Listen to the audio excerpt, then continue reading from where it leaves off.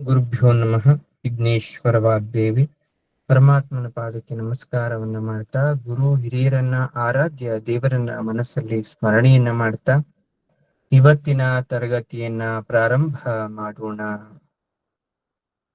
ನಿನ್ನೆ ಶ್ರೀಕೃಷ್ಣ ಅಣಿಯಾಗಿ ರಥವನ್ನ ಹೇರಿ ತನ್ನ ಸಾರಥಿಯಾದಂತಹ ದಾರುಕ ಹಾಗೂ ಸ್ನೇಹಿತನಾದಂತಹ ಸಾತ್ಯಕಿಯನ್ನೇ ಸಾರಥಿಯನ್ನಾಗಿ ಮಾಡಿಕೊಂಡು ಹಸ್ತಿನಾವತಿಯ ಕಡೆ ಮುಖವನ್ನ ಮಾಡಿದ್ದಾನೆ.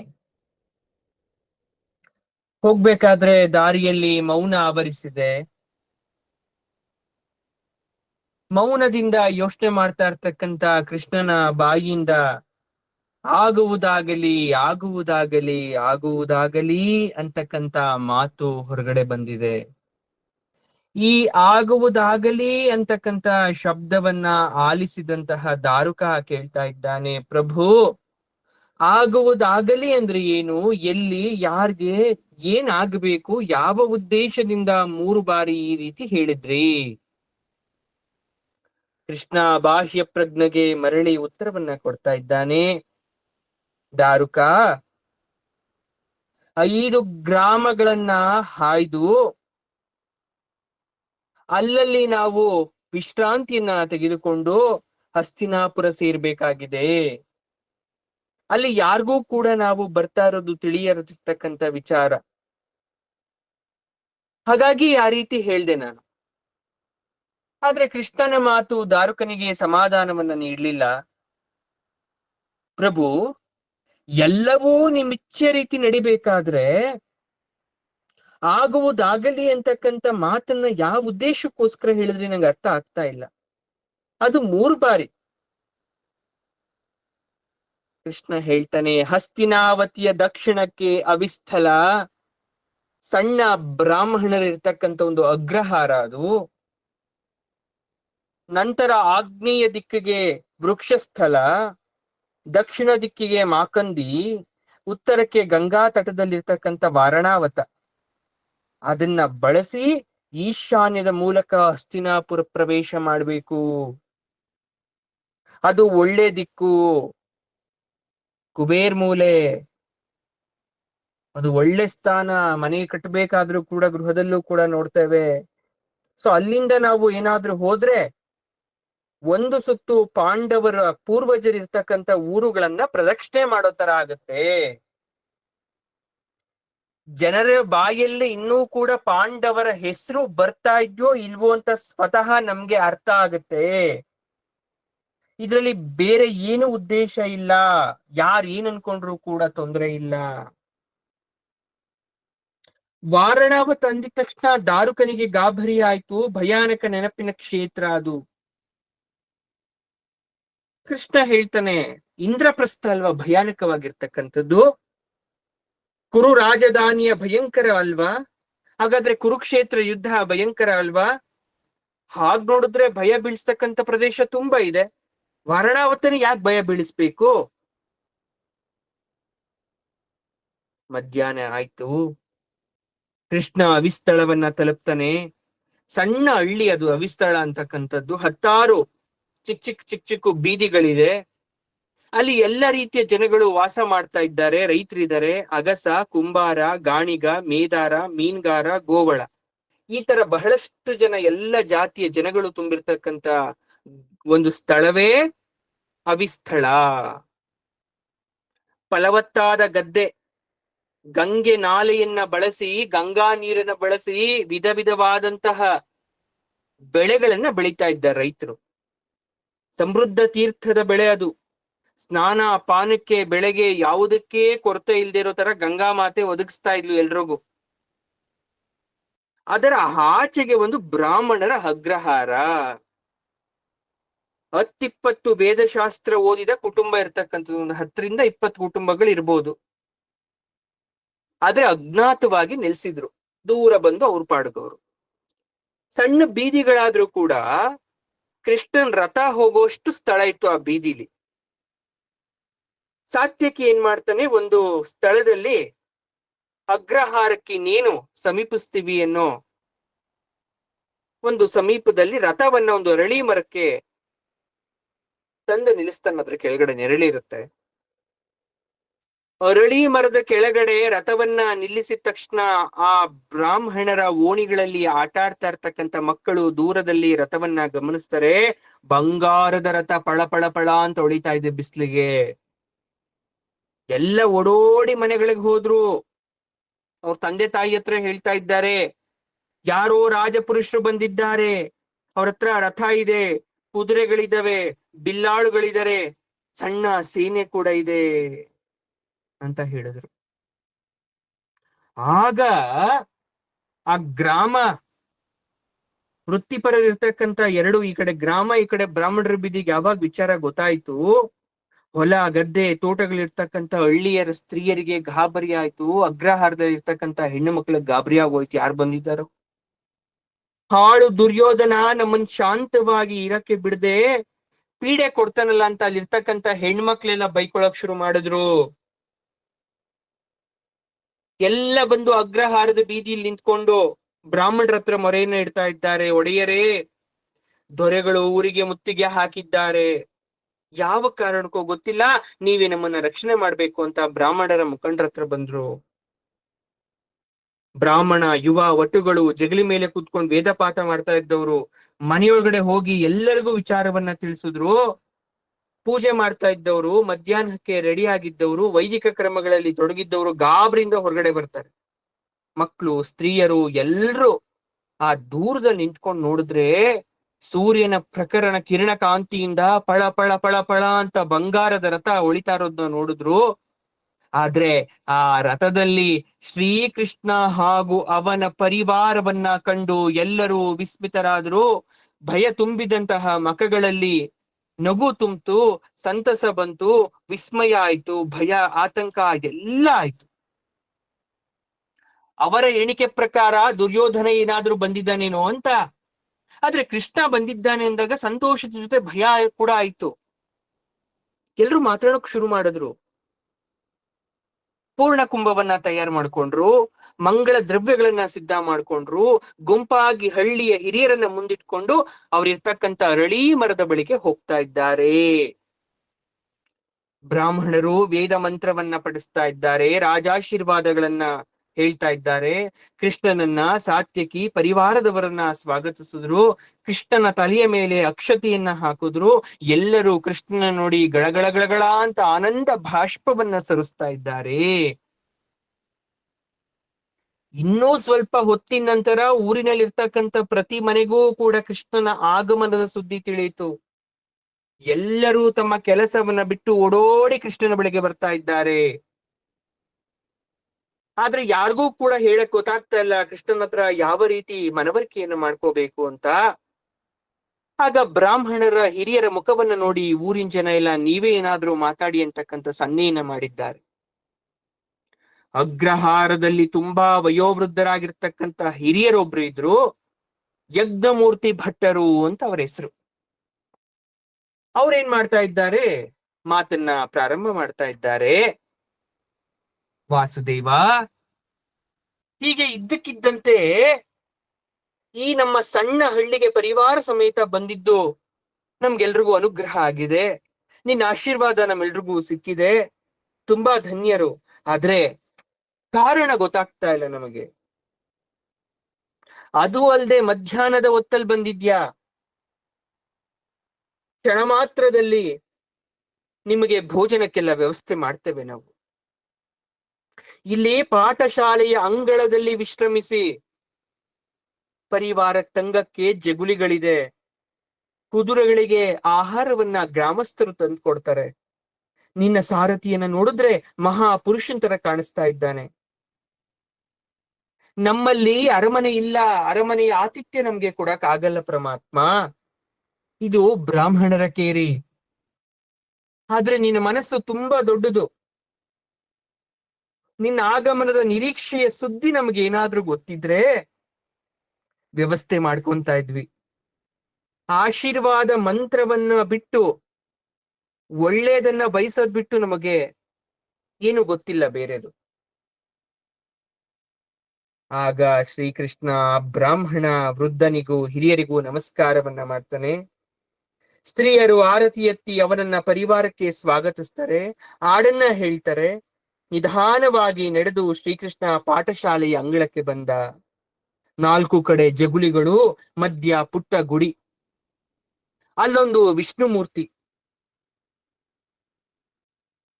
ಜಗುಲಿಗಳಲ್ಲಿ ವೇದಶಾಸ್ತ್ರ ಅಧ್ಯಯನಕ್ಕೆ ಆಸನಗಳಾಕಿದ್ದಾರೆ, ಉಪಕರಣ ಹಾಕಿದ್ದಾರೆ, ದರ್ಬೆಯ ಹೊರೆ ಇದೆ, ಸಮಿತ್ತಿನ ಹೊರೆ ಇದೆ, ಹೋಮಕ್ಕೆ ಮಾಡ್ಬೇಕಾದ್ರೆ ಸುಕ್ಸ್ರುವ ತುಪ್ಪವನ್ನ ಹಾಕ್ತಕ್ಕಂತ ಸುಕ್ಸ್ರುವಗಳಿದೆ.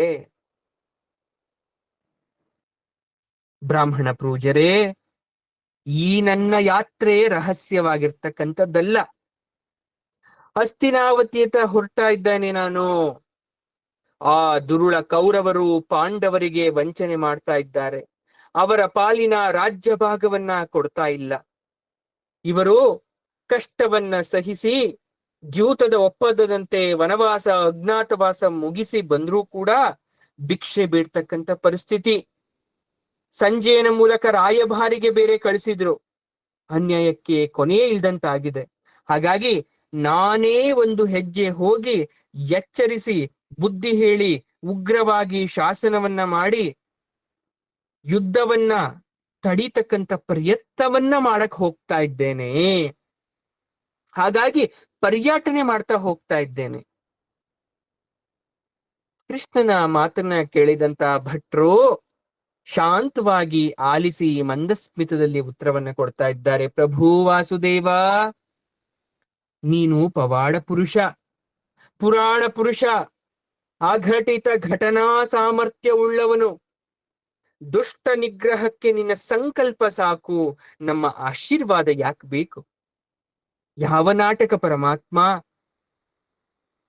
ಕೃಷ್ಣ ಶೂನ್ಯ ದೃಷ್ಟಿಯಿಂದ ಆಕಾಶದ ಕಡೆ ನೋಡ್ತಾನೆ. ಒಂದು ಸಲ ಏನೇನೋ ವಿಚಾರ ಅವನ ಮನಸ್ಸಲ್ಲಿ ಬರ್ತದೆ. ಒಂದು ವಿಶಾಲವಾದ ಸಮುದ್ರ, ಮಹಾಪುರುಷ ಅತಿ ವೇಗದಲ್ಲಿ ಹಾರಿ ಹೋಗ್ತಾ ಇದ್ದಾನೆ. ಸ್ವಯುಕ್ತಿ, ಸ್ವಬಲ, ಸ್ವಾಮರ್ಥ್ಯ ಎಲ್ಲವನ್ನ ದಾಟಿ ದ್ವೀಪ ರಾಜ್ಯಕ್ಕೆ ಹೋಗ್ತಾ ಇದ್ದಾನೆ. ಅಲ್ಲೊಬ್ಬ ಮಹಾ ಮಹಿಳೆಯನ್ನ ಎಲ್ಲಿ ಬಚ್ಚಿಟ್ಟಿರ್ಬೋದು ಅಂತ ಹುಡುಕ್ತಾ ಇದ್ದಾನೆ. ಆ ಮಹಿಳೆ ಒಬ್ಬ ರಾಜನ ಮಗಳು, ಒಬ್ಬ ಲೋಕಾತೀತ ಮಹಾಪುರುಷನ ಮಡದಿ. ಆ ದ್ವೀಪದಲ್ಲಿರ್ತಕ್ಕಂಥ ರಾಜ ಮಹಾ ಕಳ್ಳ, ಮಹಾ ದುಷ್ಟ. ಅವನಿಗೆ ಸಂಸ್ಕೃತಿ ಬಗ್ಗೆ ಅರಿವಿಲ್ಲ, ಲೋಕಕ್ಕೆ ಕಂಟಕನಾಗಿರ್ತಕ್ಕಂಥವನು ಮಹಾ ಮಾಯಾವಿ. ಅವನು ಯಾರ ಮೇಲೂ ಸೋತೆ ಇಲ್ಲ ಈವರೆಗೆ. ಮಾಯಾ ಯುದ್ಧದಲ್ಲಿ ಅವನ ಮಕ್ಕಳು ವಿಷಾದರು. ಇವರೆಲ್ಲರ ಮಣ್ಣನ್ನ ಮುಕ್ಕಿಸಿ ಸಮುದ್ರವನ್ನ ಹಾರಿ ವೀರ ಆ ಲೋಕಮಾತೆಯನ್ನ ಒಂದು ತೋಟದಲ್ಲಿ ಕಂಡು ಪ್ರಾಣವನ್ನ ಉಳಿಸಿ ಅಭಯವನ್ನ ಬಿತ್ತು ದ್ವೀಪಾಧಿಪತಿಯ ಸೇನೆಯನ್ನ ನಾಶ ಮಾಡಿ ಊರನ್ನ ಸುಟ್ಟು ಅನಾಯಾಸದಿಂದ ಬಂದು ತನ್ನ ಒಡೆಯನಿಗೆ, ವನವಾಸಿ ದೊರೆಗೆ ತಾನು ತಂದ ಕಾಣಿಕೆಯನ್ನ ಕೊಟ್ಟಂತಹ ಸಾಹಸ ಕಥೆಯನ್ನ ಹೇಳ್ತಾನೆ. ಇದನ್ನ ಹೇಳಿ ರಾಜದೂತನ ಕಾರ್ಯ ಇದು ಅಂತ ನಗ್ತಾನೆ ಪರಮಾತ್ಮ.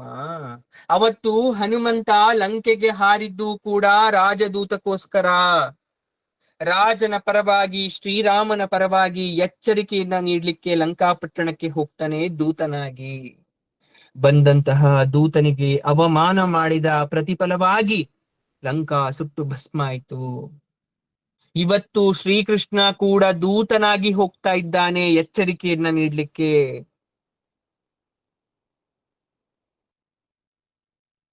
ಕೃಷ್ಣ ಹೇಳ್ತಾನೆ, ಒಬ್ಬ ಸಾಮಾನ್ಯ ಕಪಿವೀರ ದೌತ್ಯವನ್ನ ಮಾಡಿದ್ದು ಲೋಕ ಪ್ರಸಿದ್ಧಿ ಆಗೋಯ್ತವತ್ತು. ಎಲ್ಲಿ? ತ್ರೇತಾಯುಗದಲ್ಲಿ. ಇವತ್ತು ಜನ ಅದನ್ನ ಸುಂದರವಾಗಿ ನೆನ್ಪು ಮಾಡ್ಕೊಂತ ಇದ್ದಾರೆ. ಅಂದ್ರೆ ದೂತ ಕೆಲ್ಸಕ್ಕೆ ಹೋಗೋದು ಅಂದ ತಕ್ಷಣ ನೀಚ ಕೆಲ್ಸ ಅಲ್ಲ. ಹೋಗೋದು ನೀಚರ ಬಳಿಗೆ ಆಗಿರ್ಬೋದು, ಅವ್ರೇನಾದ್ರೂ ಗೌರವ ಮರ್ಯಾದೆಗಳನ್ನ ಕೊಟ್ರೆ ಬದುಕ್ತಾರೆ, ಅವಮಾನವನ್ನ ಮಾಡಿದ್ರೆ ತಕ್ಕ ಪ್ರಾಯಶ್ಚಿತ್ತವನ್ನ ಅನುಭವಿಸ್ತಾರೆ. ಅದಕ್ಕೆ ಬ್ರಾಹ್ಮಣ ಹೇಳ್ತಾನೆ, ನಾವು ಜ್ಞಾನಪರರು, ತಪಸ್ಸನ್ನ ಮಾಡ್ತಕ್ಕಂಥವ್ರು. ನಮ್ಮ ಅಭಿಪ್ರಾಯವನ್ನ ಯಾರು ಕೇಳ್ತಾರೆ? ನಮ್ಮ ಒಣ ಉಪದೇಶವನ್ನ ಯಾರು ಕೇಳ್ತಾರೆ? ಪರಮಾತ್ಮ ಕೃಷ್ಣ ಹೇಳ್ತಾನೆ, ಉಪದೇಶ ಯಾವಾಗ ಗೊತ್ತಾ ಒಣಗೋಗಿರೋ ತರ ಆಗೋದು? ಅದರಲ್ಲಿ ಕ್ಷಾತ್ರ ಬಲ ಸಂಯೋಜನೆ ಇಲ್ಲದೆ ಇರ್ಬೇಕಾದ್ರೆ. ಈಗ ದೀಪ ಉರಿಬೇಕು ಅಂದ್ರೆ ಎಣ್ಣೆ ಬತ್ತಿ ಇರ್ಬೇಕು, ಬತ್ತಿನ ನೆನ್ಸ್ಬೇಕು. ಆ ನೆನ್ಸಿರ್ತಕ್ಕಂಥ ಬತ್ತಿಯನ್ನ ದೀಪವಾಗಬೇಕು ಅಂದ್ರೆ ಅಗ್ನಿ ಪ್ರವಹಿಸ್ಬೇಕು, ಅಗ್ನಿ ಜ್ವಾಲೆ ಬೇಕು. ನೀವು ಆ ಬತ್ತಿಯನ್ನ ತಗೊಂಡೋಗಿ ನೀರನ್ನ ನೆನೆಸಿ ದೀಪದ ಇರ್ತಕ್ಕಂಥ ಎಣ್ಣೆ ಒಳಗಡೆನೆ ಅದನ್ನ ಮುಳುಗಿಸಿ ದೀಪವನ್ನ ಹಚ್ಚಕ್ ಪ್ರಯತ್ನ ಪಟ್ರು ಕೂಡ ಅದು ಆರು ಹೋಗ್ತಾ ಇರತ್ತೆ. ನಿಮ್ಮಲ್ಲಿ ಬಲ ಇರ್ಲಿ, ಶಕ್ತಿ ಇರ್ಲಿ, ಏನೇ ಇರ್ಲಿ, ಉಪದೇಶ ಗುರುವಿನ ಮಾರ್ಗದರ್ಶನ ಇಲ್ಲದೆ ಇದ್ರೆ ನೀರಲ್ಲಿ ಹದ್ದಿರ್ತಕ್ಕಂಥ ಬತ್ತಿ ರೀತಿ ನಿಮ್ ಜೀವನ. ನಿಮ್ಮ ಹತ್ರ ಎಣ್ಣೆ ಅಂತಕ್ಕಂಥದ್ದು ಸಾಗರದಷ್ಟಿದ್ರೂ ಕೂಡ ಹತ್ತಿಸ್ಲಿಕ್ಕೆ ಅದರ ತುದಿಯನ್ನ ಪ್ರಯತ್ನ ಪಟ್ಟಾಗ ಆರು ಹೋಗ್ಬಿಡುತ್ತೆ. ಶ್ರೀಕೃಷ್ಣ ಅಲ್ಲಿ ತಂಗಿದ್ದು ಎಲ್ಲ ರೀತಿಯ ಮಾತುಕತೆಯನ್ನ ಮಾಡಿ ಅದೇ ಕ್ರಮದಲ್ಲಿ 3 ದಿನ ಅವಿಶ್ರಾಂತನಾಗಿ ವೃಕ್ಷಸ್ಥಳ ಮಾಕಂದಿ ವರ್ಣಾವತಗಳನ್ನ ಹಾಯ್ದು ಹಸ್ತಿನಾವತಿಯತ್ತ ಹೊರಡ್ತಾ ಇದ್ದಾನೆ. ಒಂದೊಂದರಲ್ಲೂ ಬ್ರಾಹ್ಮಣರು ಅವನ ಬಂದದ್ದನ್ನ ಕಂಡು ಆದರಿಸಿ ಉಪಚರಿಸ್ತಾ ಇದ್ದಾರೆ. ಅಗ್ರಹಾರಗಳ ಆಚೆಗಿರ್ತಕ್ಕಂಥ ಬೇರೆ ಜನಗಳು ಕೂಡ ಒಂದು ಪರಮಾತ್ಮನ ದರ್ಶನವನ್ನ ಮಾಡ್ತಾ ಇದ್ದಾರೆ.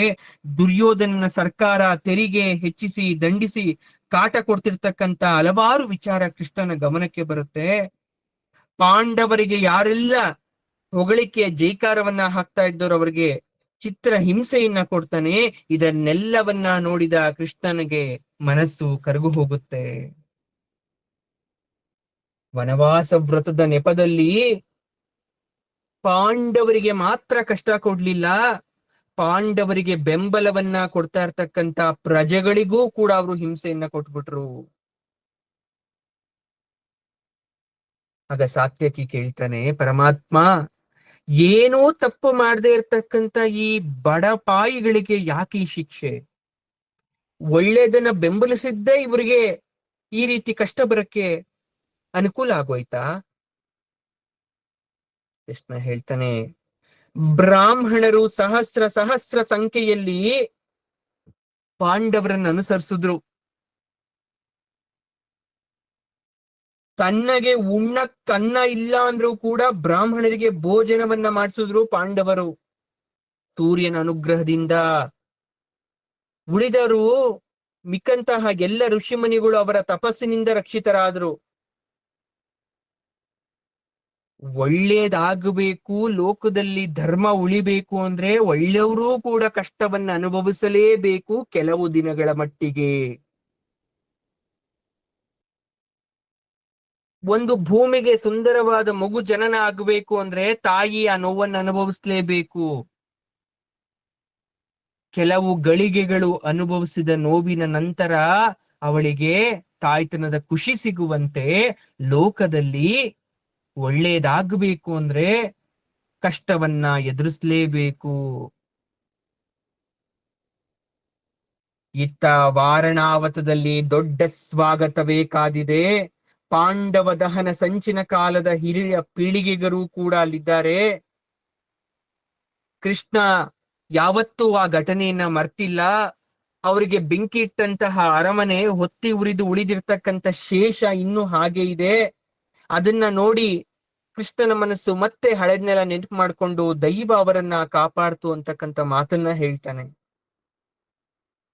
ಯಾಕಂದ್ರೆ ಅವರನ್ನ ಹಿಂದೆನೆ ಸುಟ್ಟು ಭಸ್ಮ ಮಾಡಕ್ಕೆ ನೋಡಿದ್ರು. ಪ್ರಭು, ಹಸ್ತಿನಾವತಿಯ ಹತ್ತಿರವೇ ಇರುವ ಈ ಹಳ್ಳಿ, ಈ ಅಗ್ರಾರ ಇಷ್ಟು ಸೊರಗಿರಬೇಕೆ?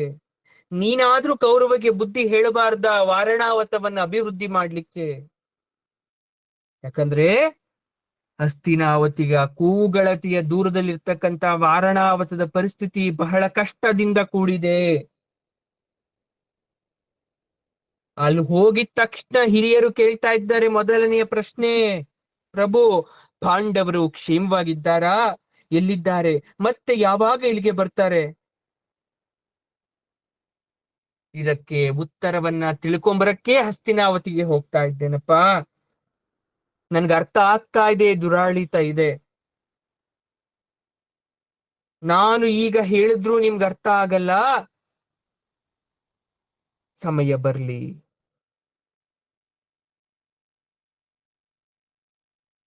ಬ್ರಾಹ್ಮಣರಿಗೆ ಕಿವಿ ಮಾತನ್ನ ಹೇಳ್ತೇನೆ ಕೃಷ್ಣ. ನೀವು ಗಾಯತ್ರಿ ಮಂತ್ರವನ್ನ ಜಪಿಸಿ ಅನುಷ್ಠಾನವನ್ನ ಮಾಡಿ ಅದರ ಫಲವನ್ನ ಯುಧಿಷ್ಠಿರನಿಗೆ ಧಾರೆಯನ್ನ ಎರೆಯಿರಿ. ಸೂರ್ಯಬಲ ವೃದ್ಧಿ ಆಗತ್ತೆ. ದೈವ ಬಲದ ಜೊತೆಗೆ ಮಂತ್ರಬಲ, ಜಪಬಲ ಕೂಡ ಬೇಕು, ಹಿರಿಯರ ಆಶೀರ್ವಾದ ಕೂಡ ಬೇಕು. ಹಾಗಾಗಿ ನೀವು ಇದನ್ನ ಮಾಡಿ ಅಂತ ಕೃಷ್ಣ ಬುದ್ಧಿವಾದವನ್ನ ಹೇಳ್ತಾ ಇದ್ದಾನೆ. ಎಲ್ಲ ಗ್ರಾಮಗಳನ್ನ ಪ್ರದಕ್ಷಿಣೆಯನ್ನ ಮಾಡಿ ಹಸ್ತಿನಾವತಿಯನ್ನ ಪ್ರವೇಶ ಮಾಡುವ ಸಮಯ. ಇತ್ತ ಹಸ್ತಿನಾವತಿಯಲ್ಲಿ ಏನಾಗ್ತಾ ಇದೆ? ಭಟರೇ, ವಿದುರನನ್ನ ಬೇಗ ಕರ್ಕೊಂಬನ್ನಿ, ಇದು ದೊರೆಯ ಆಜ್ಞೆ ಅಂತ ಹೇಳಿ. ಭೀಷ್ಮನನ್ನೂ ಕೂಡ ನೋಡ್ಬೇಕು ನಾನು ಈಗ್ಲೇ. ವಿದುರ ಕುಂತಿ ಜೊತೆ ಮಾತಾಡ್ತಾ ಇದ್ದಾನೆ. ಕೃಷ್ಣ ಬರ್ತಾ ಇದ್ದಾನಂತೆ. ಮೊದಲೇ ವಿಚಾರವನ್ನ ಯಾರಿಗೂ ತಿಳಿಸ್ಲಿಲ್ಲ. ಯಾವುದೋ ತುರ್ತು ಕಾರಣ ಇರ್ಬೇಕೇನೋ. ಕುಂತಿ ಹೇಳ್ತಾ ಇದ್ದಾಳೆ, ಹೌದು, ಅವ್ನ್ ಯಾವಾಗ್ಲೂ ತುರ್ತು ಕಾರಣನೇ. ಈಗ ಯಾವ ಅವಸರದ ಕಾರಣಕ್ಕೋಸ್ಕರ ಬರ್ತಾ ಇದ್ದಾನೋ? ಅವಳ ಮಾತಿಗೆ ವಿದುರ ಹೆಚ್ಚಿಗೆ ಏನನ್ನೂ ಹೇಳಲಿಕ್ಕೆ ಇಷ್ಟಪಡ್ಲಿಲ್ಲ. ಯಾಕಂದ್ರೆ ಗೂಢಾಚಾರದಿಂದ ವರ್ತಮಾನ ಮೊದಲೇ ವಿದುರನಿಗೆ ಗೊತ್ತಿತ್ತು, ಕೃಷ್ಣ ಬರ್ತಾ ಇದ್ದಾನೆ ಅಂತ.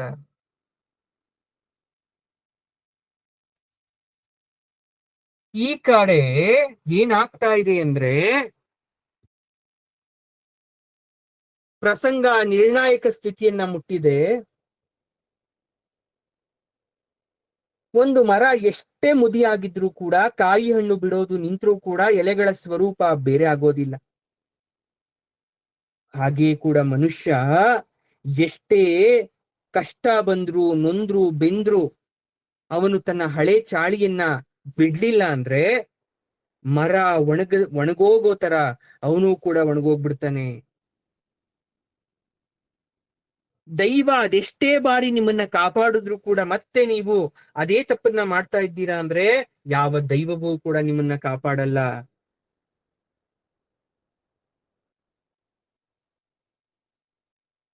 ಭೀಷ್ಮ ವಿದುರ ದೊರೆಯ ಬಳಿ ಬಂದಿದ್ದಾರೆ. ಸಾಮಾನ್ಯವಾಗಿ ಭೀಷ್ಮ ರಾಜನ ಹತ್ರ ಹೋಗ್ತಾ ಇದ್ದ, ಅದು ಪದ್ಧತಿ ಇತ್ತು, ಅಲ್ಲಿ ಮರ್ಯಾದೆ ಕೂಡ ಇತ್ತು. ಆದ್ರೆ ಏನಾಗ್ತಾ ಇದೆ,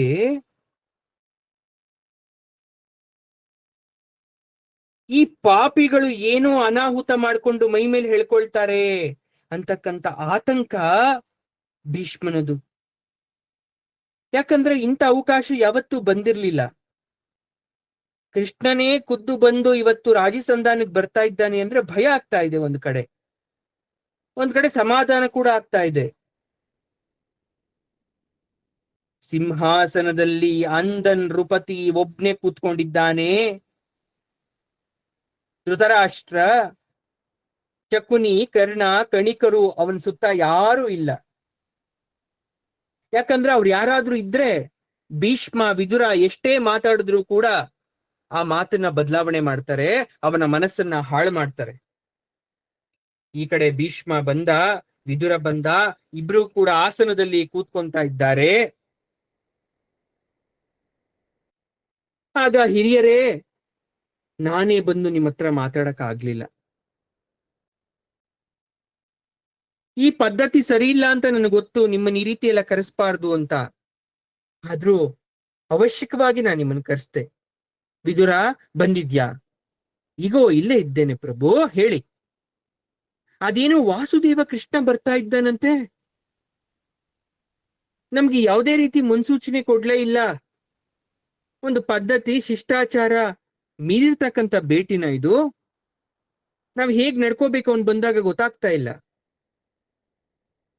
ಅವನು ಅತಿಥಿಯಾಗಿ ಬರ್ತಾ ಇಲ್ಲ, ರಾಯಭಾರಿಯಾಗಿ ಬರ್ತಾ ಇಲ್ಲ, ಅಥವಾ ಸೌಹಾರ್ದ್ಯದ ಭೇಟಿಗಾಗಿ ಬರ್ತಾ ಇಲ್ಲ, ಯುದ್ಧದ ಕಾಲ ದೂತನಾಗಿ ಬರ್ತಾ ಇದ್ದಾನ. ನಾನು ಸಂಜಯನನ್ನ ಕಳಿಸಿದಾಗ ಭಯಂಕರ ವಾರ್ತೆಯನ್ನ ತಗೊಂಡ್ ಬಂದ. ಈಗ ಅವನು ಬಂದ್ ಏನ್ ಪ್ರಯೋಜನ? ಇನ್ನೇನ್ ಉಳಿತು? ಕೃಷ್ಣನ ಸ್ವಾಗತಕ್ಕೆ ವಿದುರ ಎಲ್ಲ ಏರ್ಪಾಡುಗಳನ್ನ ಮಾಡಿಸು. ಅವನ್ಗೆ ಅಪಚಾರ ಆಗಬಾರ್ದು, ಕೋಪ ಆಗಬಾರ್ದು, ಅರಮನೆಯ ವತಿಯಿಂದ ಸತ್ಕಾರ ಆಗ್ಲಿ. ತಾತ, ಭೇಟಿಯ ಕಾಲದಲ್ಲಿ ನೀವು ಪಕ್ಕದಲ್ಲೇ ಇರಬೇಕು, ನನ್ನವರನ್ನ ರಕ್ಷಿಸ್ಬೇಕು. ಈ ಮಾತಿಗೆ ವಿದುರ ಹೇಳ್ತಾ ಇದ್ದಾನೆ, ಶ್ರೀಕೃಷ್ಣ ಏನನ್ನೂ ಬಯಸವನಲ್ಲ. ಒಂದು ಪೂರ್ಣ ಕುಂಭ ಸ್ವಾಗತ, ಪಾದ್ಯ, ಅರ್ಘ್ಯ ಸಮರ್ಪಣೆ, ಹಿತವಾಗಿ ಮಾತಾಡಿ ಯೋಗಕ್ಷೇಮ ವಿನಿಮಯ ಮಾಡ್ಕೊಂಡ್ರೆ ಅವನ್ಗಿನ್ನೇನು ಬೇಕಾಗಿಲ್ಲ. ಅವನೇನನ್ನೂ ಹೆಚ್ಚಿಗೆ ಬಯಸವನಲ್ಲ. ದೊರೆ, ತಾವು ಶ್ರೀಕೃಷ್ಣನಲ್ಲಿ ಪ್ರೀತಿ, ಪ್ರೇಮ, ಸರ್ವಾರ್ಪಣ ಬುದ್ಧಿಯಿಂದ ನೀವೇನಾದ್ರೂ ಅವನಿಗೆ ಪ್ರಾರ್ಥನೆ ಮಾಡಿದ್ರೆ ಬೇರೇನೂ ಬೇಕಾಗಿಲ್ಲ. ನೀವು ರಾಶಿ ರಾಶಿ ಹೂಗಳನ್ನ ಸಮರ್ಪಣೆಯನ್ನ ಮಾಡದಿದ್ರೂ ಕೂಡ, ಒಂದೇ ಒಂದು ತುಳಸಿ ದಳವನ್ನ ಸಮರ್ಪಿಸಿದ್ರೂ ಕೂಡ ಅವನು ಸ್ವಯಂ ಶಿರಸಾಧರಿಸಿ ಅನುಗ್ರಹವನ್ನ ಕೊಡ್ತಾನೆ. ಬೇರೆ ದೇವರನ್ನ ಮೆಚ್ಚೋದು ತುಂಬಾ ಕಷ್ಟ ಇರ್ಬೋದು, ಶ್ರೀಕೃಷ್ಣನನ್ನ ಮೆಚ್ಚೋದು ತುಂಬಾ ಸರಳ, ಸುಲಭ. ಅವನನ್ನ ನೀವೇನಾದ್ರೂ ಹಣದರ್ಪದಿಂದ, ರಾಜ್ಯ ಇರ್ತಕ್ಕಂಥ ನಗನಾಣ್ಯಗಳಿಂದ ಏನಾದ್ರೂ ಮೆಚ್ಚಿಸ್ತೀರಾ ಅಂದ್ರೆ ಅದು ಸಾಧ್ಯ ಇಲ್ಲ. ಆಗ ಧೃತರಾಷ್ಟ್ರ ಹೇಳ್ತಾ ಇದ್ದಾನೆ, ಇದೇನೋ ಹೊಸದಾಗಿ ಹೇಳ್ತಾ ಇದ್ದೀಯ. ಅಷ್ಟು ಸುಲಭ ಆಗೋಗಿದ್ರೆ, ಅವನು ಅಷ್ಟು ಸುಲಭವಾಗಿ ಎಲ್ರಿಗೂ ಒಲಿತಾನೆ ಅನ್ನೋನಾಗಿದ್ರೆ ಕಂಸ ಯಾಕೆ ಸತ್ತ? ಕಾಲಯವನ, ಜರಾಸಂಧ, ಶಿಶುಪಾಲ, ನರಕ ಎಲ್ಲ ಯಾಕೆ ಸತ್ರು? ಭಯ ಬಿಡಿ ಮೊದ್ಲು ನೀವು. ಕೃಷ್ಣ ಚಾರಿತ್ರವಲ್ಲ. ನೀವು ಹೇಳ್ದಂತ ಇಷ್ಟು ಜನ ಯಾರು ಪ್ರೀತಿಯಿಂದ ಯಾವತ್ತೂ ನಡ್ಕೊಂಡಿಲ್ಲ ಕೃಷ್ಣನ್ ಮುಂದೆ. ಸ್ವಾರ್ಥಿಗಳು, ಲೋಕಭಕ್ಷಕರಾಗಿದ್ದವರು ಸತ್ರು. ಹೊಲ ನಿಮ್ದೇ ಆಗಿರ್ಬೋದು, ಬೆಳೆಯನ್ನ ಪ್ರೀತಿಸಿದ್ರು ಕೂಡ ಅದ್ರ ಸುತ್ತ ಬೆಳೆದಿರ್ತಕ್ಕಂಥ ಮುಳ್ಳು ಗಿಡಗಳನ್ನ ಕಿತ್ತು ಹಾಕೋದು ಬೆಳೆ ರಕ್ಷಣೆಗಾಗಿ. ನೀವು ಬೆಳೆಯಾಗಿ ಅವನು ಮಳೆ ಆಗ್ತಾನೆ, ಪರಮಾತ್ಮ ಮಳೆ ಆಗ್ತಾನೆ, ನೀವು ಬೆಳೆಯಾಗಿ. ನೀವು ಭೂಮಿಯಲ್ಲಿ ಇದ್ರೂ ಕೂಡ ಮಳೆ ಬಿದ್ರೇನೆ ನೀವು ಬೆಳೆಯೋದು, ಪರಮಾತ್ಮನ ರಕ್ಷಣೆ ಇದ್ರೇನೆ ನೀವು ಬದುಕೋದು.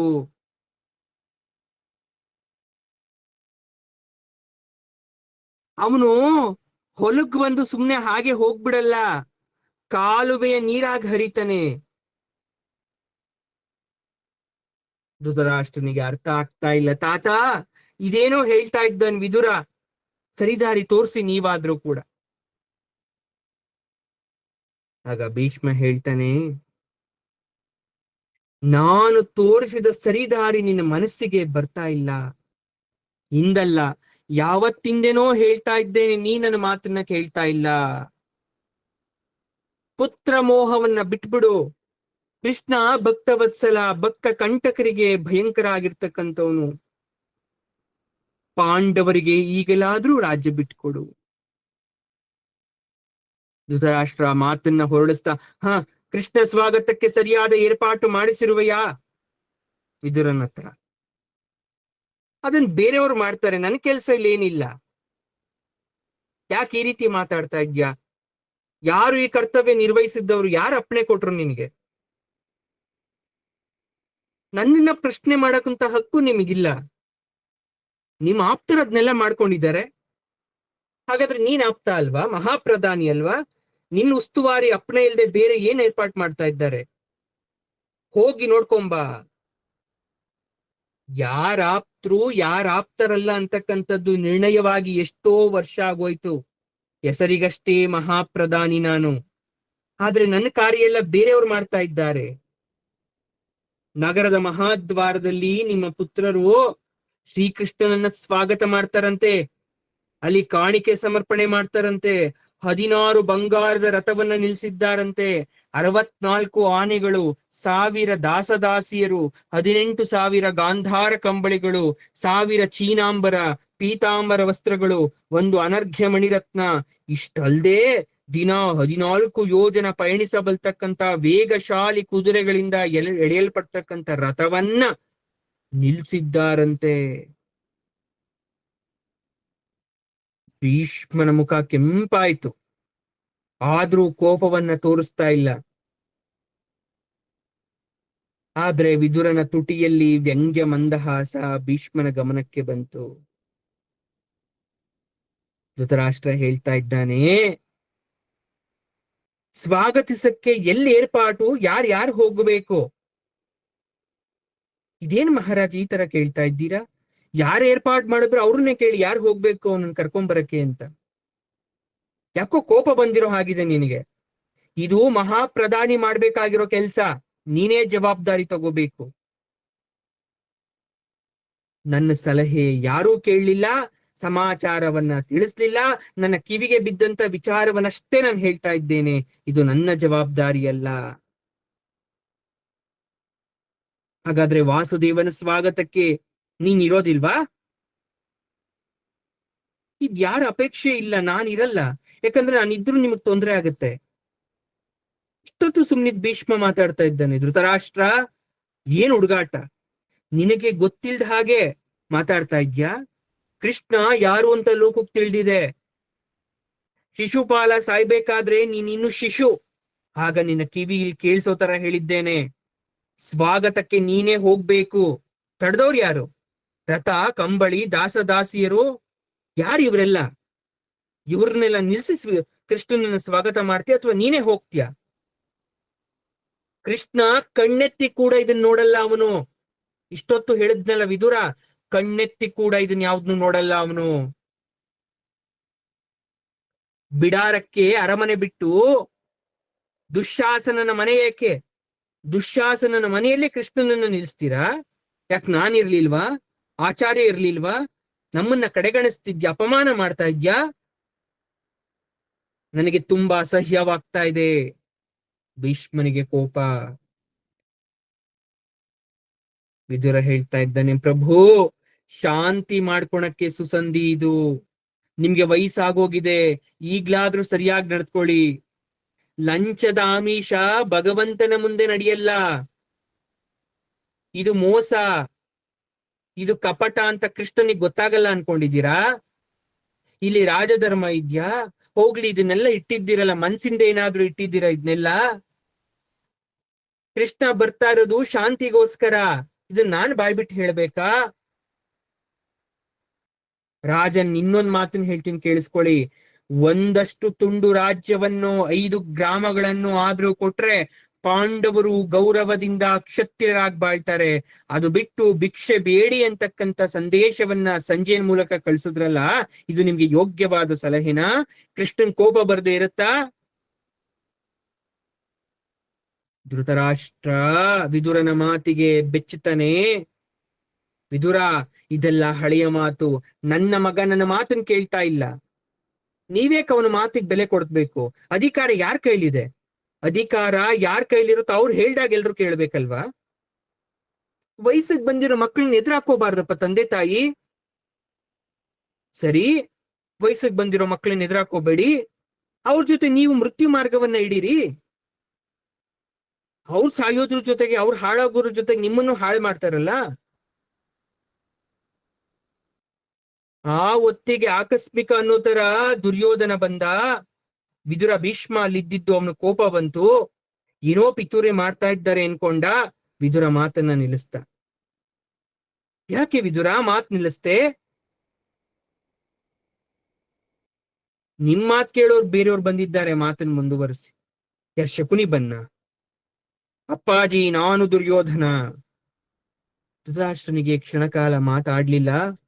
ಆದ್ರೂ ಹೇಳ್ತಾನೆ, ಏನೇನ್ ಏರ್ಪಾಟ್ ಮಾಡಿದ್ದೀಯ? ಸೇನೆ ಎಲ್ಲ ಕುರುಕ್ಷೇತ್ರದಲ್ಲಿ ಸೇರ್ತಾ ಇದೆ. ಆ ವಿಚಾರ ಅಲ್ಲ, ವಾಸುದೇವ ಬರ್ತಾ ಇದ್ದಾನಂತೆ, ಅದಕ್ಕೂ ಏರ್ಪಾಡ್ ಮಾಡಿದ್ದೀವಿ. ಏನ್ ಏರ್ಪಾಡು? ಮಹಾಮಾತ್ಯರ ಸಲಹೆ ತಗೊಂಡಿದ್ಯಾ? ಪಿತಾಮಹ ಭೀಷ್ಮರ ಏನೋ ಹೇಳ್ತಾ ಇದ್ದಾರೆ, ಅದನ್ನ ಕೇಳ್ದ ಹೋಗ್ಲಿ. ಏನ್ ಹೇಳ್ತಾ ಇದ್ದಾರೆ? ಭೀಷ್ಮ ಹೇಳ್ತಾನೆ, ನೀನು ಗುಣಗಾನ ಮಾಡ್ತಾ ಇದೀವಪ್ಪ ದುರ್ಯೋಧನ. ನೀನು ಕುರುಕ್ಷೇತ್ರ ಯುದ್ಧ ಸಿದ್ಧತೆ ಮಾಡು. ಇಲ್ಲ ಅರಮನೆಯ ಬಾಗಿಲಿಗೆ ಯುದ್ಧ ಬರ್ತಾ ಇದೆ. ವಯಸ್ಸಿಗೆ ತಕ್ಕ ಬುದ್ಧಿ ಇಲ್ವಲ್ಲ ನಿನಗೆ? ತಾತ, ಈ ಮಾತನ್ನ ನಾನು ಅನೇಕರಿಗೆ ಕೇಳಬೇಕಾಗಿದೆ. ಕುಲ ಹಿರಿಯರಾಗಿರ್ತಕ್ಕಂಥ ನೀವು ಒಂದೇ ಒಂದು ಮಾತು ಪಾಂಡವರಿಗೆ ಹೋಗಿ ಯುದ್ಧವನ್ನ ನಿಲ್ಲಿಸಿ ಅಂದ್ರೆ ನಿಲ್ಲಿಸ್ತಾರೆ. ಅವ್ರು ಎಲ್ಲುಟ್ಟಿದ್ರು ಅಲ್ಲೇ ಇರ್ಲಿ, ಇದೇ ಧರ್ಮ. ಮೂರ್ಖ ಮೂರ್ಖ, ಎಷ್ಟ್ ಸಲ ಹೇಳ್ಬೇಕು? ನೀನು ಮೋಸದಿಂದ ಅವರ ರಾಜ್ಯವನ್ನ ಅಪಹರಣ ಮಾಡಿದ್ದು.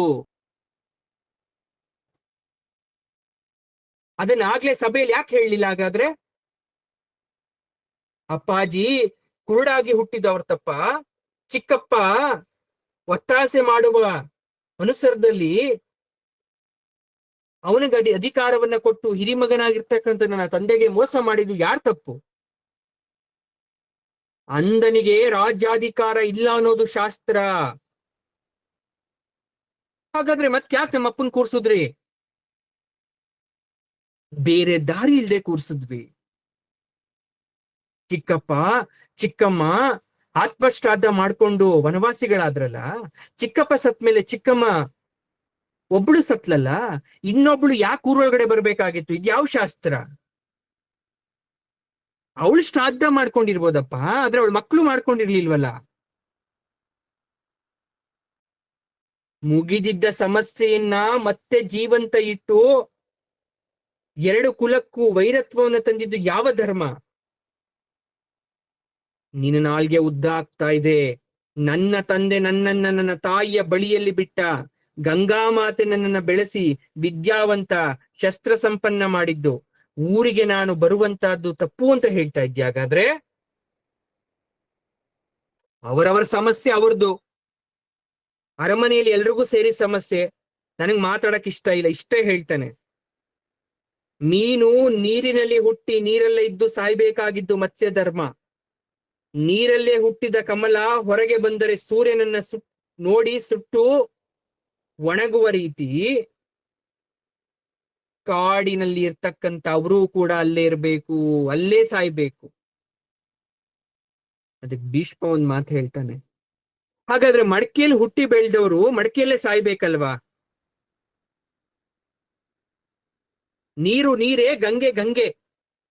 ಮನೆ ಭಾವಿ ಆದ್ರೂ ಅಷ್ಟೇ, ನೀವು ಗಂಗಾಪುತ್ರರು.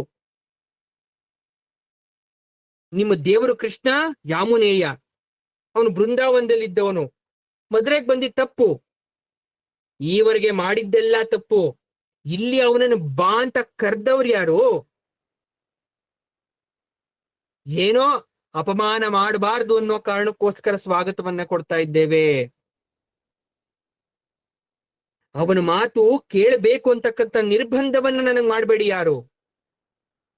ಹಿಂದೆ ಖಾಂಡವ ಕಾಡನ್ನ ಕೊಟ್ರು, ಅವರು ನಾಡು ಕಟ್ಟಿ ಚಕ್ರವರ್ತಿಗಳಾದ್ರು. ಈ ಸಲ ಒಂದು ಅಂಗುಲ ಭೂಮಿ ಕೊಟ್ರು ಕೂಡ ನಮಗೆ ವನವಾಸ. ಹಿಂದೆ 3 ಅಡಿ ಭೂಮಿ ಕೊಟ್ಟು ಬಲಿ ಹೇಗೆ ಹಾಳಾದ ಗೊತ್ತಲ್ವಾ? ಅದು ಬುದ್ಧಿವಂತರು ಮಾಡೋ ಕೆಲ್ಸ ಅಲ್ಲ. ಭಕ್ತಿ ಅನ್ನೋದು ಮನುಷ್ಯನ್ ಬುದ್ಧಿ ಕೆಡಿಸುತ್ತೆ. ಸಮರ್ಪಣೆ ಅದು ಇದು ಏನು ಬೇಡ.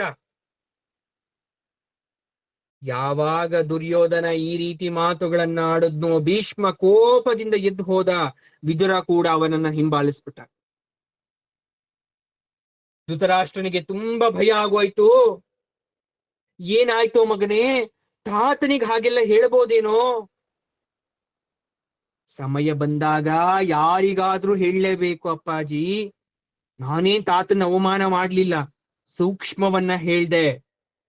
ಏನ್ ಮಾಡ್ತಾನೋ ಮಾಡ್ಲಿ, ಬೇಕಾದರೆ ಪಾಂಡವ ಪಕ್ಷಕ್ಕೆ ಹೋಗ್ಲಿ. ಇದು ಕುರುಕುಲದ ನಾಶದ ಕಾಲ ಹತ್ತಿರ ಬಂತು. ನೀನು ಯಾರ ಮಾತಿಗೂ ಬೆಲೆ ಕೊಡದ ಉದ್ದಂಡ, ನನಗೆ ಭಯ ಆಗ್ತಾ ಇದೆ. ಆಗ ದುರ್ಯೋಧನ ಕ್ರೂರವಾಗಿ ನಗ್ತಾ, ಅಪ್ಪಾಜಿ ಭಯನಾಶಕ್ಕೆ ಒಂದೇ ಒಂದು ದಾರಿ ಇದೆ. ಏನದು ಹೇಳು? ನೀವ್ ಒಪ್ಪಲ್ಲ ಅಂತ ಇಷ್ಟು ದಿವಸ ಸುಮ್ನೆ ಇದ್ದೀನಿ, ಬೇಗ ಹೇಳು, ಸತಾಯಿಸ್ಬೇಡ. ಒಂದನೆಯದು, ಅವನನ್ನ ಇಲ್ಲೇ ಬಂಧಿಸಿಡುವುದು. ಕೃಷ್ಣ ಬಂದಾಕ್ಷಣ ಉಪಾಯದಿಂದ ಬಂಧಿಸಿ ಬಂದಿಖಾನೆಯಲ್ಲಿ ಹುಟ್ಟಿದವನನ್ನ ಅಲ್ಲೇ ಇರುವಂತೆ ಮಾಡುವುದು. ಅದು ಎಲ್ಲರಿಗೂ ಕ್ಷೇಮ. ಯುದ್ಧ ಮುಗಿದ ಮೇಲೆ ಆ ಕಳ್ಳನನ್ನ ಹೊರಗಡೆ ಬಿಡೋದು. ದುರ್ಯೋಧನ ಆ ಮಾತನ್ನ ಕೇಳಿ, ಮೂರ್ಖ ಪುತ್ರ, ನಿನಗೆ ಬುದ್ಧಿ ಭ್ರಮಣೆಯಾಗಿರಬೇಕು. ಯಾರ ಉಪದೇಶ ಇದು? ಶಕುನಿ ತಂತ್ರನ? ಅವನನ್ನ ನಂಬಿ ಈವರೆಗೆ ಹಾಳಾಗಿದ್ದು ಸಾಕು. ಇನ್ನಾದರೂ ಬಿಡು, ಮನೆ ಹಾಳನ ಮಾತನ್ನ ಕೇಳಬೇಡ.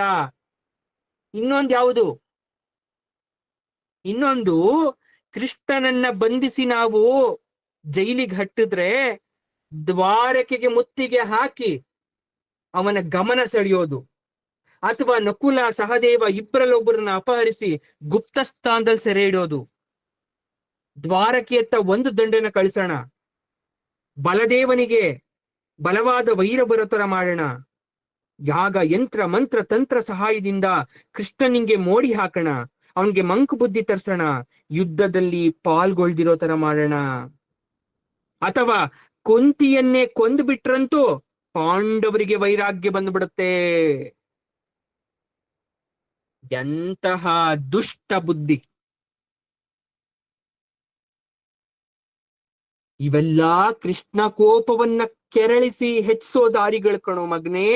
ನಿನ್ನ ದುರ್ಬುದ್ಧಿ ಬೆಳೀತಾ ಇದೆ. ಕೃಷ್ಣನ ಶಕ್ತಿ, ತಂತ್ರಬಲ, ಯೋಗ ಯಾವುದು ಗೊತ್ತಿಲ್ಲ. ವಿನಾಶ ಕಾಲದ ಮಾತು ನಿನ್ನ ಬಾಯಿಂದ ಬರ್ತಾ ಇದೆ.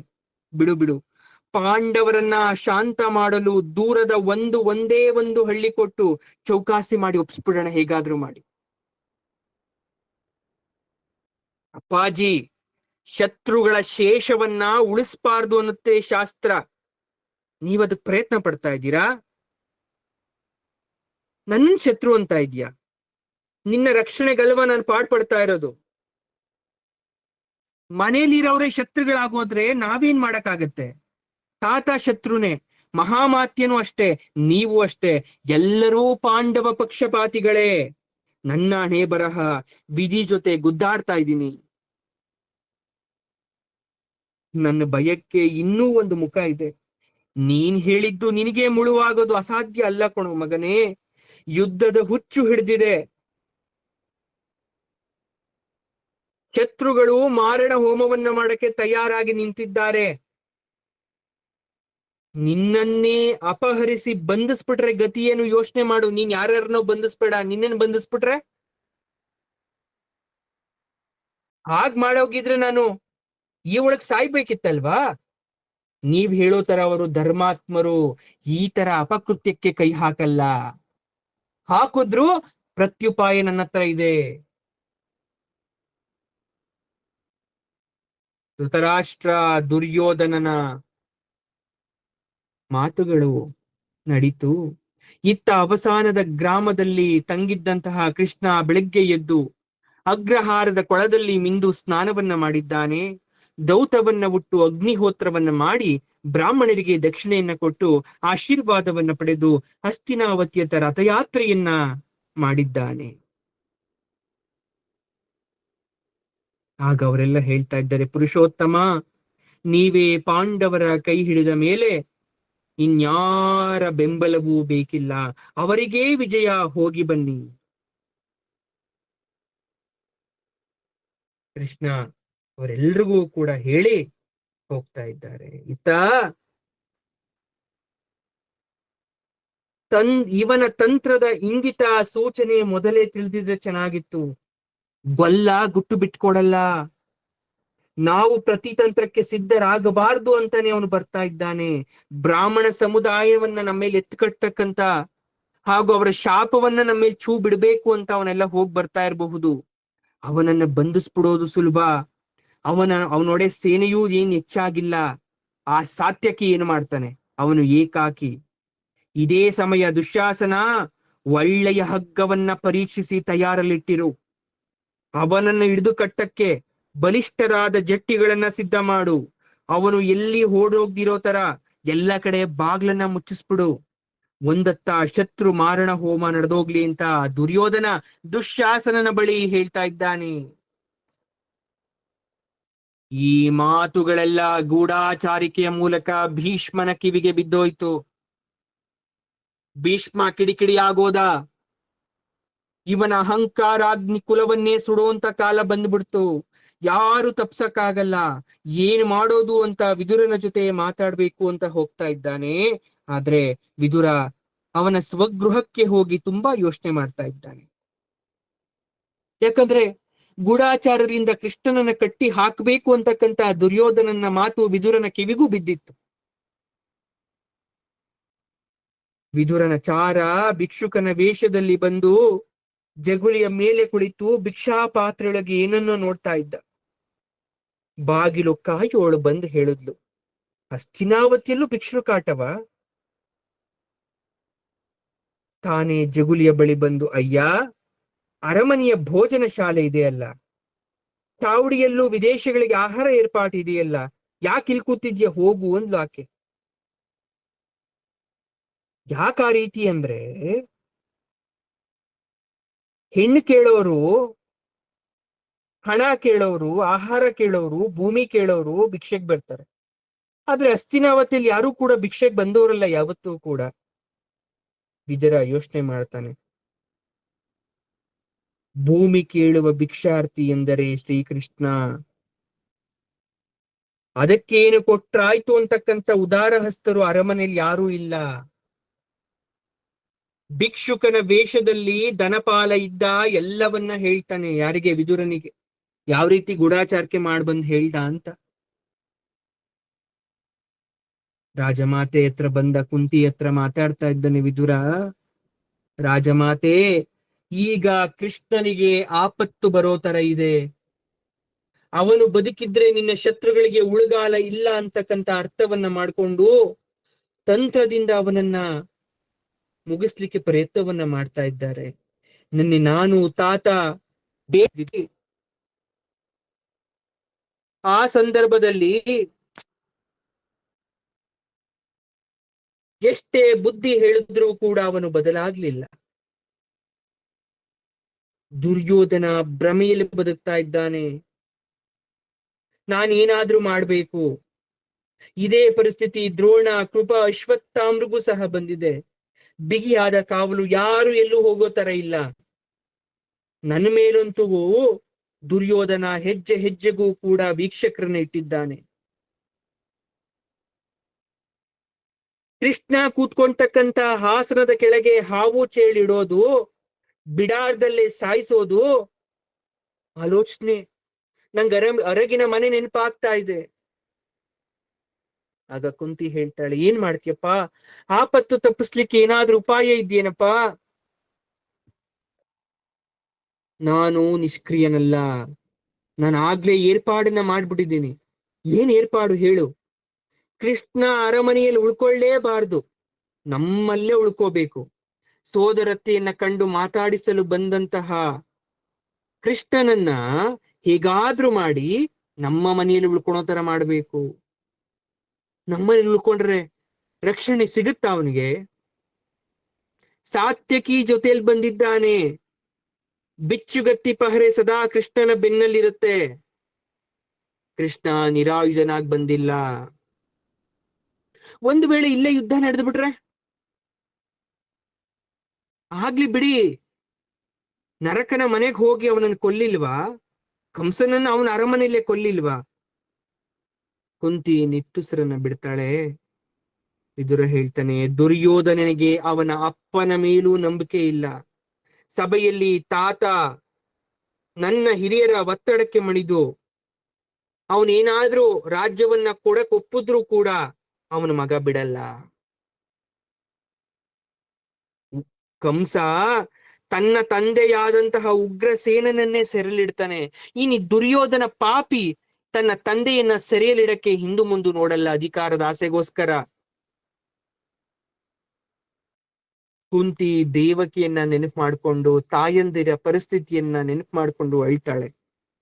ವಿದುರ ಸಮಾಧಾನ ಮಾಡ್ತಾನೆ. ನನಗಿಂತ ತಂತ್ರಗಾರ ಕೃಷ್ಣ, ಮಾತುಗಾರ ಕೂಡ ಅವನು. ನೀನ್ ಸ್ವಾಗತಕ್ಕೆ ಹೋಗಲ್ವೇನಪ್ಪ ವಿದುರ? ನನ್ನ ಉಪಸ್ಥಿತಿ ಅಲ್ಲಿ ಯಾರಿಗೂ ಬೇಕಿಲ್ಲ. ಅಲ್ಲಿ ದುರ್ಯೋಧನ, ದುಶ್ಯಾಸನರು ಅರಮನೆ ಹೆಬ್ಬಾಗಿಲಲ್ಲಿ, ತಾತ ದ್ರೋಣರು ಅರಮನೆಯ ಸಭಾಂಗಣದಲ್ಲಿ ದೊರೆ, ಇವರೆಲ್ಲರೂ ಇದ್ದಾರೆ. ನಾನ್ ಯಾಕೆ ಬೇಕು? ನಾನು ನನ್ನ ಕುಟೀರದಲ್ಲೇ ಕೃಷ್ಣನ ಧ್ಯಾನವನ್ನ ಮಾಡ್ತೇನೆ. ಮುನಿಗಳೆಲ್ಲ ನಾಳೆ ಸಭೆಗೆ ಬರ್ತಾ ಇದ್ದಾರೆ. ಅತ್ರಿ, ಜಮದಗ್ನಿ, ಕಣ್ವ, ವಸಿಷ್ಠ, ಕಾತ್ಯಾಯನ, ವಾಮದೇವ, ಕಶ್ಯಪ, ಗೌತಮ. ಹಾಗೂ ಹಾಗೂ ಅಂದ್ರೆ ಇನ್ಯಾರು? ಸಾಕ್ಷಾತ್ ಪರಶುರಾಮರು, ದ್ರೋಣ, ಭೀಷ್ಮರ ಗುರುಗಳು, ಕರ್ಣನ ಗುರುಗಳು. ಅವರ ಮಾತು ಅಲ್ಲಿ ತುಂಬಾ ಮುಖ್ಯ. ದೇವರು ಕೈ ಬಿಡಲ್ಲ, ಒಳ್ಳೇದಾಗತ್ತೆ ಅಂತ ಕುಂತಿಗೆ ಸಮಾಧಾನವನ್ನ ಮಾಡಿದ್ದಾನೆ. ಕೇವಲ ಯುದ್ಧ ಅಲ್ಲ ಇದು, ಕೇವಲ ಧರ್ಮದ ರಕ್ಷಣೆಯಲ್ಲ ಇದು. ಪ್ರತಿಯೊಂದು ಮಾತು, ಪ್ರತಿಯೊಂದು ವಿಚಾರ ಕೂಡ ಮನುಷ್ಯನ ಜೀವನವನ್ನೇ ಪರಿಪಕ್ವ ಮಾಡುವಷ್ಟು ವಿಚಾರಧಾರೆ ತುಂಬಿರ್ತಕ್ಕಂಥದ್ದು ಈ ಮಹಾಭಾರತ, ಭಗವದ್ಗೀತೆ. ಅದರಲ್ಲಿ ಪರಮಾತ್ಮನ ಆಟ, ಲೀಲಾ, ವಿನೋದಗಳು, ಅವರ ಸಂಭಾಷಣೆಯಿಂದ ನಮಗ್ ತಿಳಿತಕ್ಕಂಥ ವಿಚಾರಗಳನ್ನ ಸೂಕ್ಷ್ಮವಾಗಿ ಅರ್ಥ ಮಾಡ್ಕೋಬೇಕು. ಅದರ ಉದ್ದ, ಆಳ, ಅಗಲಕ್ಕೆ ಇಳಿದು ನಾವು ಅದನ್ನ ಅರ್ಥ ಮಾಡ್ಕೋಬೇಕು. ಪರಿಸ್ಥಿತಿ ನಮಗೂ ಬರುತ್ತೆ, ದಾಯಾದಿ ಕಲಹ ಬರುತ್ತೆ, ಆಸ್ತಿ ವಿಚಾರ ಬರುತ್ತೆ, ಪುತ್ರ ವ್ಯಾಮೋಹ ಬರುತ್ತೆ, ಪುತ್ರಿ ವ್ಯಾಮೋಹ ಬರುತ್ತೆ. ಸ್ವಂತ ನಮ್ಮ ಮಕ್ಕಳಾದ್ರೂ ಕೂಡ ಅವ್ರ ಮೇಲಿರ್ತಕ್ಕಂಥ ವ್ಯಾಮೋಹಕ್ಕೆ, ಅವರು ಮಾಡೋ ಎಲ್ಲ ತಪ್ಪನ್ನ ರಕ್ಷಣೆ ಕೊಡ್ತಕ್ಕಂಥ ತಂದೆ ತಾಯಿಯರು ಧೃತರಾಷ್ಟ್ರ, ಗಾಂಧಾರಿಯರ ತರ. ಕುಲಕ್ಷಯ ಆಗ್ತಾ ಇದೆ ಅಂತ ಗೊತ್ತಿದ್ರು ಕೂಡ, ಇನ್ನೊಬ್ಬರಿಗೆ ಅನ್ಯಾಯ ಆಗ್ತಿದೆ ಅಂತ ಗೊತ್ತಿದ್ರು ಕೂಡ, ಮಕ್ಕಳ ಮೇಲಿನ ವ್ಯಾಮೋಹಕ್ಕೆ ಅವರನ್ನ ಬಿಡ್ತಾ ಹೋದ್ರೆ ಏನಾಗುತ್ತೆ ಅಂತಕ್ಕಂಥ ವಿಚಾರವನ್ನ ಅರ್ಥ ಮಾಡ್ಕೊಳ್ಳಿ. ಕಂಸ ಉಗ್ರಸೇನನನ್ನ ಹಾಕದಾಗೆ ದುರ್ಯೋಧನ ತನ್ನ ಸ್ವಂತ ತಂದೆಯನ್ನ ಹಾಕಕ್ಕೆ ಏರ್ಸೋದಿಲ್ಲ, ಅವನು ಅಷ್ಟು ನೀಚ ಅನ್ನೋ ತರ ನಾಳೆ ನೀವು ಆಡಿ ಬೆಳೆಸಿದ ಮಕ್ಕಳು ಅವರು ಸಂಸ್ಕಾರಹೀನರಾಗಿ ಬದುಕ್ತಾಗ ಅವರ ಬೆನ್ನಿನ ಜೊತೆಗೆ ನಿಂತಹ ಮಕ್ಕಳು, ವಯಸ್ಸಿಗೆ ಬಂದಂತ ಮಕ್ಕಳನ್ನ ಎದುರು ಹಾಕೋಬಾರ್ದು ಅನ್ನೋ ದೃಷ್ಟಿಯಿಂದ ಅವರನ್ನ ತಪ್ಪು ಮಾಡಿದ್ರು ಕೂಡ ಅವಾಗೇನೂ ಕೂಡ ಹೇಳ್ದೆ ಕಾಪಾಡದಂತ ನಿಮ್ಮನ್ನ ನಾಳೆದಿಂದ ಅಥವಾ ಮುಂದೊಂದು ದಿವಸ ಹೊರಗಡೆ ಹಾಕಲ್ಲ ಅನ್ನೋದು ಸತ್ಯವಾದ ವಿಚಾರ ಅಲ್ವಾ? ಹಾಗಾಗಿ ನಾನು ಎಲ್ರಿಗೂ ಹೇಳ್ತಾ ಇರ್ತೀನಿ, ತಂದೆ ತಾಯಿಯ ಜವಾಬ್ದಾರಿ ಏನು, ಕರ್ತವ್ಯ ಏನು. ತುಂಬಾ ಜನ ಮಕ್ಕಳ ಮೇಲೆ ಆಸೆ ಆಕಾಂಕ್ಷೆಗಳನ್ನ ಇಟ್ಕೊಂತೀರಾ.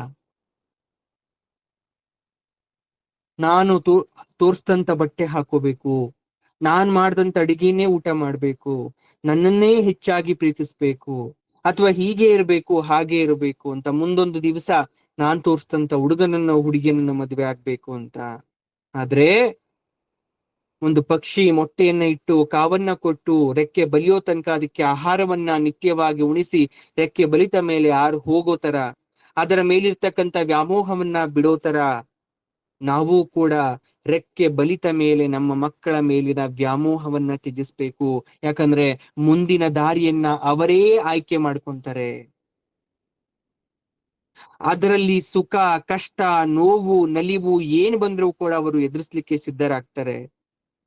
ಮೊಟ್ಟ ಮೊದಲನೇ ಬಾರಿಗೆ ಗೂಡನ್ನು ಬಿಟ್ಟು ಹಾರಿದ ಪಕ್ಷಿಗೆ ಗಾಳಿಯ ವೇಗ, ಆಹಾರದ ಕೊರತೆ, ಬೇರೆ ಗುಂಪಿನಿಂದ ಧೋರಣೆ ಎಲ್ಲ ಕೂಡ ಆಗುತ್ತೆ. ಹಾಗೆಯೇ ನಮ್ಮ ಮಕ್ಕಳಿಗೂ ಕೂಡ ಅದನ್ನ ನೋಡಿ ಕೊರಗಿ ಮರಗಿ ಮತ್ತೆ ಬಾ ನೀನು ಗೂಡಿಗೆ, ನಾನು ನಿನ್ಗೆ ಆಹಾರವನ್ನ ತಿನ್ನಿಸ್ತೀನಿ ಅಂತ ಯಾವ ತಾಯಿ ಪಕ್ಷಿ ಕೂಡ ಹೇಳಲ್ಲ.